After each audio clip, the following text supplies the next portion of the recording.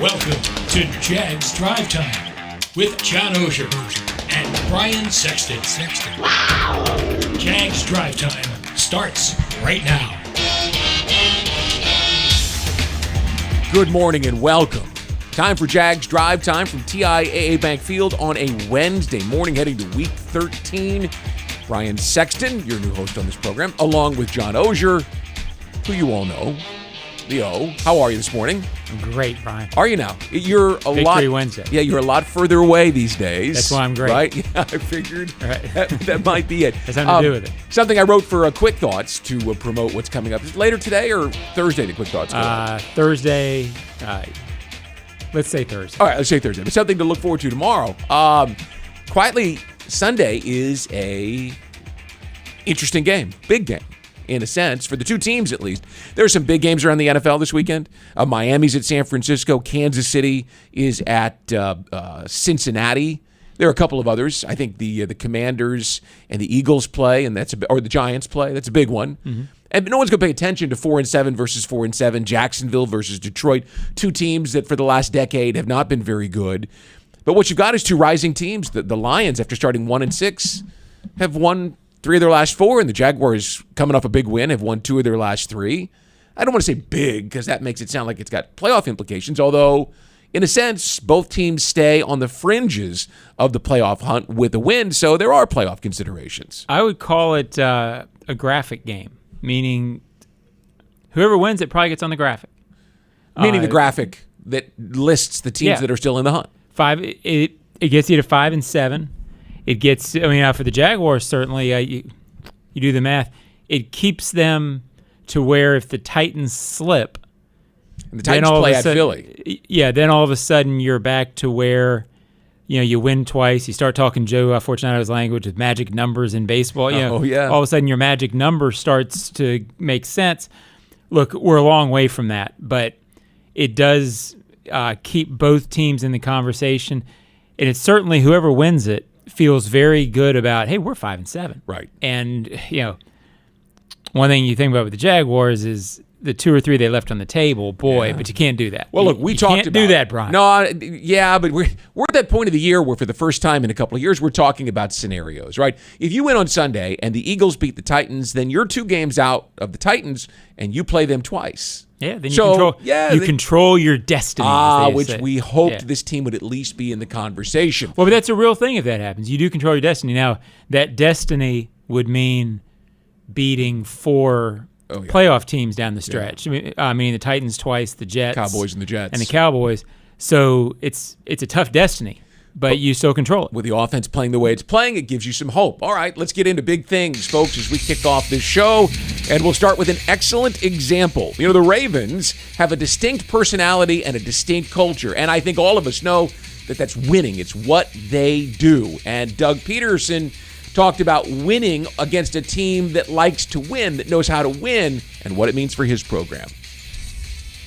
It's one of the things we talked to our team a little bit about this past week, too, is the culture that Coach Harbaugh has established there, for so many years, and how they've built that team, and there's a true identity, with that team, and they know exactly who they are, and we're trying to get all that established here, right, and learn, and that's a well coached team, disciplined group. That's the type of game that chances are they pull that game out, and win that game. So. Just a credit to our guys, hanging in there, 60-minute football game, battling to the end. But I'll say this, that it's looking at Baltimore and again what Coach Harbaugh has established there is kind of a model, I think, to what from a culture standpoint, what we're trying to get done here. All right, a question about the running game this week that will hover over this franchise is, will Travis Etienne be able to go? Now, he's telling people he'll be able to play, and the coach seems to think that it is not a serious issue and that he should be available this week. But with a foot, who knows? We probably won't until sometime before kickoff on Sunday, which brings us back to who's carrying the ball. Jermichael Hasty showed last week that he can be a part of the solution. And then the Jaguars claimed Darrell Henderson off of waivers from the Rams last week. Might he be a guy who we see on Sunday in Detroit? We got to get him caught up. We spend these next couple of days, meeting with him and getting him going. So I think it's possible that, obviously work him in practice, but, could be a player that we might need, for the game. And finally, for big things, it's the playoffs. And we just touched on that, but we've seen it here in Jacksonville before. In 2017, we saw it all the way back in 96, where every game has a playoff feel to it. And that's certainly the case on Sunday in Detroit. If the Jaguars win, they are in the middle of it. And if they fall out, it becomes very distant for them to start hoping about playing well into January. The head coach knows what's in front of his team, and he isn't walking away from it, though he's not entirely focused on it. Everybody in our division is chasing Tennessee. It's a good football team. Coach Vrabel has them playing well. Cincinnati had a good game plan yesterday, beat them, but we know what's ahead of us. We've got some really good teams, on our schedule ahead of us that are all playoff caliber teams that, in order for us to be there at the end, we've just got to continue to prepare, the way we've done that. And this is the next one, Detroit this week, and we'll worry about Tennessee, next week and move on from there. But it's all part of that plan. All right, so let's go back up to the top and go with big thing one here in the Baltimore Ravens. Just to put it into perspective before we move on, because I'm not sure, John, if the average fan totally grasps the Ravens, because they haven't been like the Patriots or the Chiefs necessarily, but they have a sustained period of excellence under John Harbaugh. Mm-hmm. And it's meaningful to get a win over a team like that knows how important games in November are. Well, I actually asked that question because I was thinking about the one that Doug answered, because I was thinking about it in that perspective on Sunday night. You're talking about a franchise. I think I've got the stat right. They've made 9 postseason appearances with a Super Bowl. They've only had 2 losing seasons under this guy, and it's 15 years. Yeah. I think people forget that his tenure is that long. He's behind Tomlin, and I believe he's behind Belichick. I think the only two that outlast him. And then Reed's been in the league forever, but he was with with Philadelphia and then the Chiefs. So this is an established franchise that wins these games late. I think if that game for the Jags had happened against most teams, it would have been euphoria, same reaction. But I think to Doug Peterson, who really understands the league, I think that did matter. To beat the Ravens in late November when the Ravens are playing something and the Ravens are hot. I mean, this was a team that had won 4 straight games. It's some games you pull back from later and you say, well, that team wasn't doing this or they weren't doing that. The Ravens wanted that. They needed it. When they lost it, it moved them into a tie for first place. I don't call it a playoff game for the Ravens, but they approached late season games. This was not a team out for the playoffs, or out of the playoffs. The cars weren't running in the parking lot.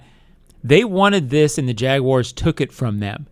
I think you can go back a long time since the Jaguars won a December game like that. I'm not even sure they won one in 17. Now, they won playoff games. Yeah. But it's been a long time since they took one from a team like that late in the season. Well, the last one that comes to mind is that Seattle team in 2017 when they won they were it out here. Of it, they won it here at home. Yeah, but that Seattle team was in a dip year. I agree. That was not a great Seattle team. This is a pretty good Ravens team. Okay. We'll go with your point. It's been 17. Even that's 5 years. I thought it was close because it was a team with a culture, right? What Pete Carroll had built there. Russell Wilson was still the quarterback. They were still running the ball well. Yeah. But it's been 5 years since they've got one of those wins. The culture part certainly fit. Well, here's the point I want to make. You mentioned 2 losing seasons, right? One was his first season when they went 5-11. That's totally understandable. The second losing season was last year. They were 8-9, right? Mm-hmm. We talked about a lot of double-digit loss seasons for this franchise. That one doesn't have them. Part of that's talent. The other part is the culture, and Doug talked a lot about trying to recreate that here.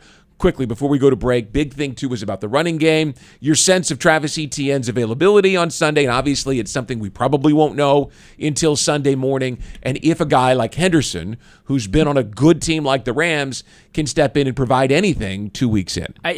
My sense is he'll play. Doug said he was not in a boot Monday. I don't believe he was in a boot leaving the stadium on Sunday. Doug, usually when he talks about this, is pretty transparent. And when Doug talked about this on Monday, his emphasis was they really didn't want to put him back in because they wanted to make sure the kid knew that he was okay. And they wanted to make sure he was comfortable with it because he went through a major injury last year. I think if he hadn't been through that last year, my sense is he probably would have played. But that was a career-threatening big deal. So I think they wanted to handle him correctly. I also think they were in a situation where they knew they had to throw coming back anyway. I don't say ETN wasn't needed, but it wasn't like they couldn't run their game plan without him in that situation. So my sense is he'll play.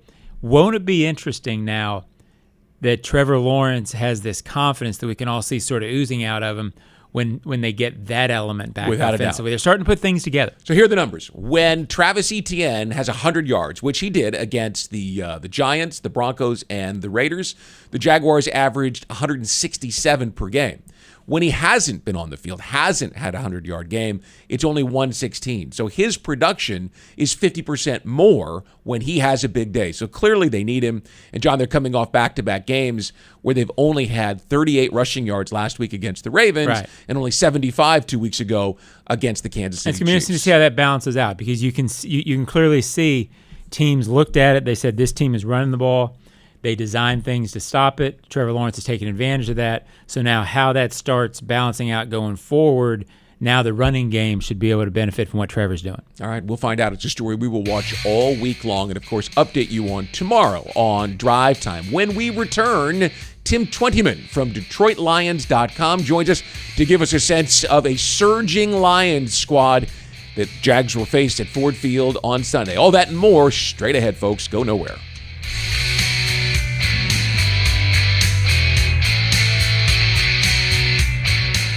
A Dream Finder's home is an amazing way to celebrate the holidays. Unwrap your family's future in a new St. Johns County community like Shearwater or Beacon Lake as 2022 comes to a close and 2023 awaits. What could be better than an expertly built, energy-efficient, move-in ready Dream Finder's home to enjoy everything that makes the holiday season merry and bright? How about an interest rate lock special from Dream Finders, which will secure your new home at a big savings? It's the holiday gift that keeps on giving. Happy holidays to all from Dream Finders Homes. Visit DreamFindersHomes.com. Frank Frangie here. When you want barbecue in Jacksonville, you want Bono's Pit Barbecue. You can find Bono's locations all around town and on game day at TIAA Bank Field because Bono's is the official barbecue of the Jacksonville Jaguars. Bono's is currently expanding its brand with franchise opportunities throughout the Southeast and beyond. Over 70 years of authentic Southern pit barbecue and owning your own business are a great combo. Go to bonosbarbq.com to learn more or call 904-880-8310 today. And remember, if you don't see a pit, it ain't legit. Jags fans, this is Shaquille Griffin. I'm going to share some of my secrets for competing in the NFL. First, the field is no place for hunger. Growing up, I got big and strong eating boiled peanuts. Today, our team is serious about fueling our bodies, and that means popping open some protein-packed peanuts from Luray's Peanuts. It's the same boiled peanut flavor I used to love eating as a kid, but with superfood nutrition that lets me tear it up on the field. Pick Luray's boiled peanuts at all Jaguar home games, or pick up a few bags at the grocery store and fuel up at home. Well, country superstar Kenny Chesney returns to Jacksonville April 14th. Tickets go on sale to the public Friday, December 2nd. Don't miss Kenny Chesney's I Go Back tour with special guest Kelsey Ballerini at Daly's Place. For tickets and more info, visit dailysplace.com today. And welcome back to Jags Drive Time, brought to you by Publix, where shopping is a pleasure. Brian Sexton and John Oehser, pleased to be joined now by Tim Twentyman, who's the lead writer and insider for DetroitLions.com. Hello, Tim. How are you? Good. How you guys doing? Good. Thanks for joining us this morning. We're talking about a game on Sunday that, again, when you look at the schedule this weekend, there are some, quote, big games. Kansas City, Cincinnati, Miami, San Francisco, even the Giants and the Commanders. But this one to us has that sort of big game feel because you've got two very similar surging teams. Do you have the same sense? Yeah. I look at these teams, and it's funny you say that because I think the exact same thing. I mean, two young coaching staffs, right, or new coaching staffs, I should say. Peterson's been around, but trying to build a culture, right? I mean, you look at Jacksonville and some of the losses they've had, 6 losses by 1 score. You look at the Lions, 5 losses by 1 score. Similar records. You look at the rankings, and I think they're 1 ranking apart in total offense, in rushing offense, in passing offense. So, I mean, there's just so many similarities. Lots of young talent that's, starting to bud and make plays, for both teams. And so it really is 2 teams that are very similar that are going to meet up at Ford Field on Sunday. Tim, what's the we talked earlier this week, but I guess I still don't have a feel for it. The Lions are really good offensively, but I don't know much about them. What's their identity? Why are they good offensively? Because I think they're one of the more underrated offensive teams in the league. Yeah, really, it starts up front for them. I mean, you look at Taylor Decker's annually one of the top 10 left tackles in football. Penei Sewell, who's a first-round draft pick last year, is arguably already the best right tackle in football. Jonah Jackson, their left guard, he was a Pro Bowler last year. Frank Ragnow, their center, he was a Pro Bowl 2 years ago. And so, I mean, there's 4 Pro Bowl caliber players up front. And so you look at this Detroit Lions team, and it starts up front for those guys, and they love to run the football. We're seeing numbers here in Detroit that we haven't seen since Barry Sanders was toting the rock in 1998. I mean, Jamal Williams had 13 touchdowns his entire career. He's got 13 this year for Detroit, and DeAndre Swift is kind of the lightning to his thunder. So it really starts up front for Detroit in that run game. And then, if you protect Jared, look, he's a former number 1 pick. He's had success in this league. He's won a lot of football games. And look, if you could run the football, protect him, now play action, it comes into play. They've got weapons like Amon-Ra St. Brown, who's quickly becoming one of the best wide receivers in the game. You guys know DJ Chark very well. He's coming back from that foot injury, and really it's the first time since week 3, last week was the first time they had their top 3 receivers, and we haven't even seen Jameson Williams yet. He's coming down the pipeline here in the next couple of weeks. So, look, it all starts up front for Detroit, but look, they can run the football, they can control the clock, and they've got weapons on the outside when they establish that run to hit teams deep in the pass game. They're really balanced. And there was a tone nationally, and I think people don't think about it sometimes when they assume things, but when Jared Goff got traded from the Rams to the Lions, I think people just sort of assumed, well, that's sort of it. I mean, it was sort of forgot about him a little bit. But you tell me he's playing pretty well, and I don't know if this is a guy that fans around the league, or certainly fans in Jacksonville, need to forget about, right? No, I mean, you have to remember. I mean, he's won a lot of big games in this league. I mean, he was a former number 1 pick. He was a Pro Bowler for the Rams for 2 straight years. He can throw the football around. Now, is he one of those guys that if something breaks down, like a Josh Allen or Patrick Mahomes, can kind of make a play on his own and create something out of nothing? That's not really Jared's game. And so, the things have to work around Jared. You've got to protect Jared. You've got to be on time with Jared. If you're in the right spot, Jared knows, offense, football, and he'll find you. It's just, the hot thing in the league right now is some of those guys that can, run around, the dual threats, those kind of things. And so, the true pocket passer, who Jared Goff is not seen in kind of the light of some of the premier players at that position in this league anymore. His numbers are almost the same as Trevor Lawrence's in terms of completion percentage. He's got 17 touchdowns and 7 interceptions. Trevor's got 16 and 6. The passer rating is right there. For Jaguars fans who know or maybe don't know that Mark Brunell is the quarterback's coach there in Detroit, how much do you hear from the quarterback or from the quarterback's coach about their relationship and what sort of impact, the best quarterback in Jaguars history to date, right, has had on him? Yeah, Mark's really been a calming influence for Jared. And, I think Ben Johnson, the offensive coordinator here, and Mark did a great job with Jared in terms of, Ben comes in and obviously he's got some concepts that he wants to instill in a new offense, but he sat down with Jared and they went through this thing and they looked at what Jared liked to do when he was with the Rams, things he likes, things he maybe doesn't like, and they built this offense really around Jared's strengths, and Mark was a big part of that too. And There's something to be said when you have a coach who was a player, right?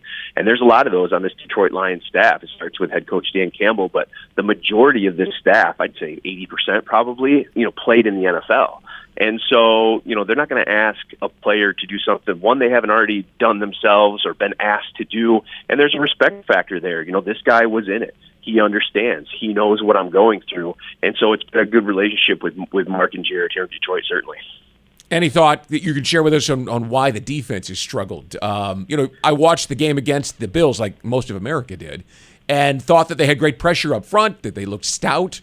Has it just been the injuries in the secondary? Why has that side of the ball struggled? Injuries in the secondary is part of it, and they're really young, too. I mean, you looked at some of their, playmakers on defense recently. Aiden Hutchinson, rookie, first-round pick. Kirby Joseph, third-round pick. Malcolm Rodriguez, fourth-round pick, linebacker. Guys like that who I think just kind of had to learn the game a little bit. And I think the biggest thing they struggled with defensively early in the season was just forcing takeaways. Those big momentum plays on defense. They weren't generating them. And when you look at their recent 3-game win streak, I mean, they were number one in the NFL, creating 7 takeaways in 3 games. Aiden Hutchinson had 3. Kirby Joseph had 3. And so, I think you're starting to see this Lions defense play much better because simply these young guys are now, 10, 11 games into their career. They're starting to figure it out a little bit. The game's slowing down for them. And really their biggest playmakers on defense have been their young guys. And I think it just took a little bit of time for them to kind of settle in, get comfortable. But now you're seeing what a terrific rookie class this is, especially defensively for the Lions the last month or so. So the guys on the broadcast Sunday are going to focus on Aiden Hutchinson and Trayvon Walker. For the Jaguars, Walker has made an impact. He doesn't have the bang, flash numbers that folks associate with the number 1 overall pick yet. He's obviously got some learning to do in terms of pass rush. The numbers seem to be there for Hutchinson, 5.5 sacks, a couple of interceptions. Just an overall a thumbnail on his season so far, Tim. Yeah, he's been good. Look, you guys know just as much as I do, it's tough for rookie pass rushers. Right? It was so much easier in college. You faced an NFL caliber tackle in college, 2-3 weeks if you're in the SEC, maybe 4 or 5. But you had your cupcake weeks, right? You had your weeks where you knew, okay, here's my 3-sack game, and that's just not the case in the NFL. I mean, you're getting a guy every week. That's one of the best in the business, and so I think it just took Aiden a little bit of time to kind of figure that out. You can't bull rush everybody in this league like he did at Michigan, and so as his kind of toolbox of pass rush moves has advanced a little bit, we've seen him have a lot of impact. Look, he's a guy that never quits on a play. He's a much better athlete than the Lions even thought he was in the pre-draft process. They were really surprised by that, his ability to play inside and outside, and he's just relentless. I mean, he's only the second player in NFL history to have at least 5 sacks and 2 interceptions in his first 10 games. And so you just love to see the production, right? I mean, the sacks affecting the quarterback, he's been really, really good. And I think it's a great sign for the future that when it's all said and done, here's a guy who'll probably be right around 10 sacks and some interceptions and real impact plays as a rookie, and he's only going to get better. Yeah, another similarity there because we've seen the same thing with Walker, a guy who never quits on the play and impacts the game, but has struggled because his best pass rush move is the bull rush. All right, Tim, we're looking forward to a big game on Sunday. Big for both these franchises, trying to stay in the playoff hunt in their respective conferences. Greatly appreciate you taking the time on a Wednesday morning to join us. Have a great day. Hey, no problem. Anytime, guys. Safe travels here to Detroit. All right. Looking forward to it. That's Tim Twentyman from Lions.com. And Jaguars Game Day Radio is brought to you by VyStar. Do good. Bank better. We're back with more, including this or that, as Jaguars Drive Time with John Oehser and Brian Sexton continues from TIAA Bank Field in Jacksonville.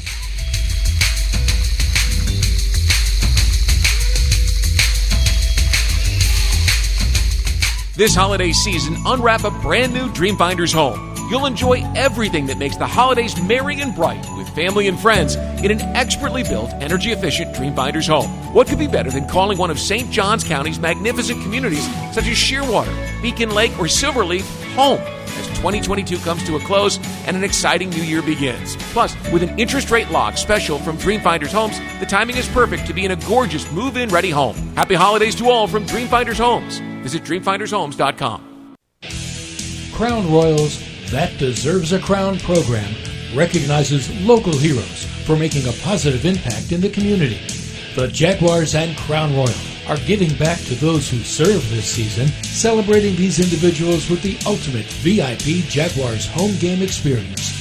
Nominate someone who deserves a crown today at jaguars.com/Crown Royal Promotion. Please drink responsibly. Your hometown gate now has more ways to save.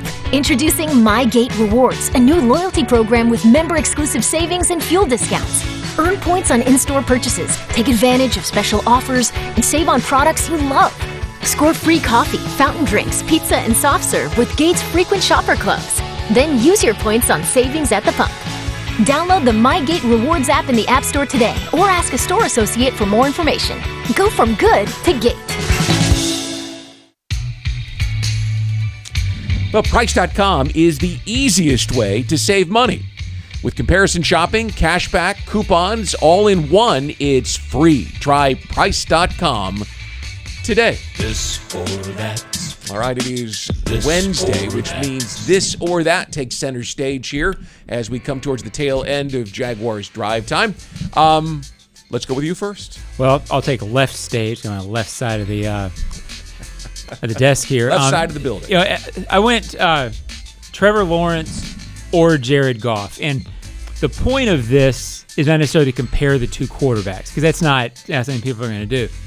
But I started thinking the last couple of days with Trevor, at some point when you draft a kid number 1 overall and you're going through the matchups before the game, if the franchise is going to get to where it wants to go, that has to be an edge for your franchise. If you're playing 17 games, that needs to be an edge 14 or 15 times. Mahomes, when the Chiefs play, people usually say, well, they have the best quarterback on the field, so they're probably going to win.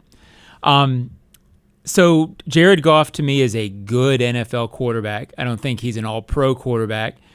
So the question is, a month ago, I think you come into this game, and if you're really being honest, you're not sure who the better quarterback is. And maybe you're going with Goff. I think Trevor's a lot closer to being the guy that, hey, I'm glad we got that guy. Right. As opposed, no, I think it's still close because Goff's an experienced veteran and who's been to Pro Bowls and played in the Super Bowl. We haven't seen that consistently. The point is, it feels like Trevor's really close, if he's not there yet, to being the matchup edge in a game like this. Well, it's hard not to think that way based on the throws he made on that last drive. Well, against and the then Ravens. even the last 3 weeks, there's some consistency there, and I think the perception of him and the feeling is much more that he's starting to get into that category where you feel like he's an edge. Well, he's at the top of all the charts in the month of November, right? Yeah. 76% completion, 6 touchdowns, no interception, passer rating of 116. Right. I mean, he's 1 or 2 in all of those. Right. And that's the most important month of the season. So it's good to see that come around. I'll say this about Goff. And you heard Tim, he told you the way that they've approached him. You realize they're second to Kansas City with the most games of 25 or more points scored this year. They have 7. Yeah. They are tied with 5 teams for the most games with at least 30 points scored. Right. They're putting up the yardage. And that's why I didn't want to say that I don't know that Trevor has a clear matchup advantage in this game. Right. Because Goff's good. I think he's very underrated. Just more the point that it feels like Trevor is becoming a team strength. 100%. And that had to happen. I think a year from now. Boy, doesn't it feel like that. It does. I think a year from now, you point and say, yeah, he's a rising. Although people forget, Goff was a number 1 pick overall as well. Yeah. So, and the numbers are strikingly, go look at them. They are strikingly similar all the way across the board. I'll say this, they're also playing complementary football up there. I mean, Jamal Williams has 13 touchdowns. 7 of them are 1-yard runs. I mean, they're getting into the red zone. They're converting. They're playing good football. And they've had more success in the red zone than the Jaguars. And I think Jared Goff's probably a big reason why. Yeah, veteran quarterbacks, that's the tipping point for a lot of veteran quarterbacks. Right. It's hard down there, and your percentage usually goes up as you start to get it more in the red zone. All right, I'll go with a comparison as well, DJ Chark or Christian Kirk. And I think there was a time earlier this spring where people wanted to keep Chark. They were holding on to that big season he had in 2019. They saw the size and the speed, John, and thought, you in this league, you need that alpha guy. And what the Jaguars went and spent their money on instead was a slot receiver, although he's proven to be much more than that. And Christian Kirk is having his best season, 7 touchdowns, 58 catches, over 700 yards receiving, and he's clearly been that go-to guy for Trevor Lawrence. So happy with the move for Christian Kirk, or is DJ Chark something that you still wish you had? Yeah, I do wish the Jaguars still had DJ Chark because I like DJ Chark. So putting that aside, I don't think you can look at what Christian Kirk has done and think, boy, I wish he wasn't here. Right. I mean, if it was Julio Jones in his prime, then there's different factors there. But in terms of this, I'm clear they made the right move, mainly because I feel like they believed that they needed something that Trevor could really rely on. And I don't necessarily mean the injury factor with DJ, but more the style of play. Kirk, because he's a guy who gets open across the middle, very consistent in his route running, gets open underneath, is more of a tight end feel. He's not a tight end, but you know what I'm getting at. Yeah. Something that when Trevor's in trouble, he knows he can look to. The deep down the field guy that DJ really excels, 17 to 22 yards downfield, maybe not something that when the pressure's on that Trevor can look at and go, okay, where is this guy? I also think Christian, in retrospect, was a signing. Remember, they were trying to build for now to get better around Trevor to help build that, but they also needed to build for 2 or 3 years. Right. DJ helped them now, but boy, when they get Ridley in here next year with a, quote, true one, how well is Christian going to fit into that? And he's also a guy that you can foresee so often when you sign free agents. You sign them for 5-year, $89 million deal, but you really only know they're 2-year guys. Right. DJ feels like Christian feels like a long-term fit that you can grow with, so I think that helps too. Well, and the numbers tell you, right? The Lions gave DJ a 1-year deal worth $10 million, and the Jaguars gave Christian Kirk a $5 million deal. I'm sorry, a $20 million. Let me get right. He wasn't going to sign for $5 million. A 5-year deal that averages $20 million over the life of it if he sees all of it. So long-term, big money. DJ's playing on a 1-year deal. Yeah, the Jaguars made the right move there. All right.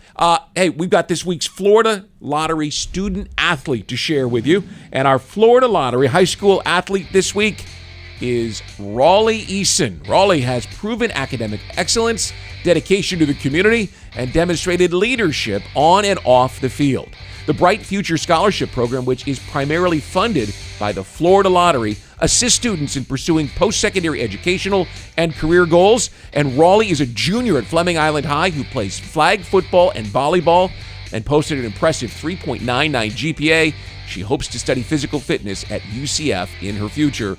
And congratulations again, Raleigh Eason, for being named this week's Florida Lottery Bright Futures Scholarship Athlete of the Week.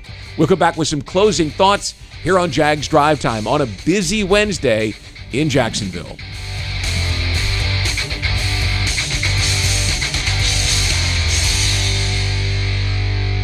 A Dream Finder's home is an amazing way to celebrate the holidays. Unwrap your family's future in a new St. Johns County community like Shearwater or Beacon Lake as 2022 comes to a close and 2023 awaits. What could be better than an expertly built, energy-efficient, move-in ready Dream Finder's home to enjoy everything that makes the holiday season merry and bright? How about an interest rate lock special from Dream Finders, which will secure your new home at a big savings? It's the holiday gift that keeps on giving. Happy holidays to all from Dream Finders Homes. Visit dreamfindershomes.com. At 5-Star Credit Union, you inspire them to go the extra mile to meet your financial needs. That's why they offer Jaguars fans more banking options like better rates and no hidden fees. Their team is also dedicated to making the communities they serve stronger, volunteering their time and talents while donating millions to local nonprofits. 5-Star Credit Union, 5starcu.org. Go Jags! Jags fans, it's Shaquille Griffin of the Jacksonville Jaguars. I know you love when we put the QB in his place with a big interception, and now Luray Boyd Peanut Company is making every pick a winning play with the Peanut Pickoff. Every time the Jaguars make a pick, Luray Peanuts is going to donate to youth football initiatives throughout the Southeast, and the Jaguars Foundation will match every dollar. We get one play closer to victory, and our kids get to train for a brighter future. Everyone wins, except for the other team's QB. But hey, that's his problem.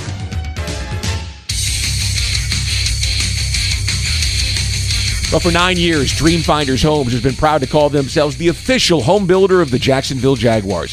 Visit dreamfindershomes.com for all of the available inventory.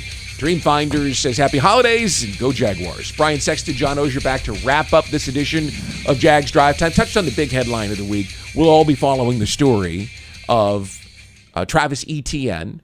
We'll probably follow up on the quarterback who's playing at a very high level. What else stands out to you? What might you be writing this week? What might we be talking about tomorrow? Well, I'll be talking to Andrew Wingard of the Own Zone podcast. Dewey's getting a lot of love these days. And credit to him. I'm looking forward to that because this is a guy who, as you get to know more about him, pretty candid. Yeah.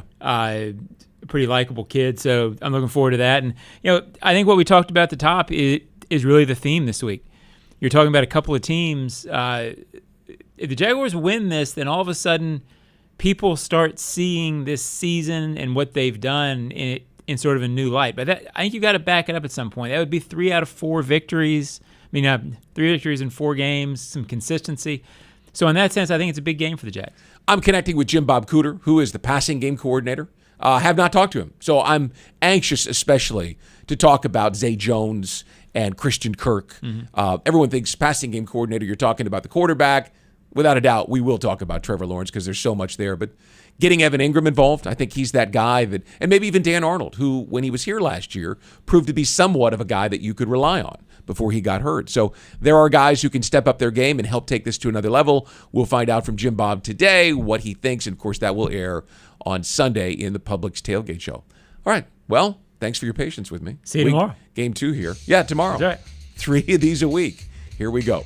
Jags Drive Time is produced expertly here for you on the Jaguars Digital Radio Network, and we appreciate all of your time joining us. Have a great day.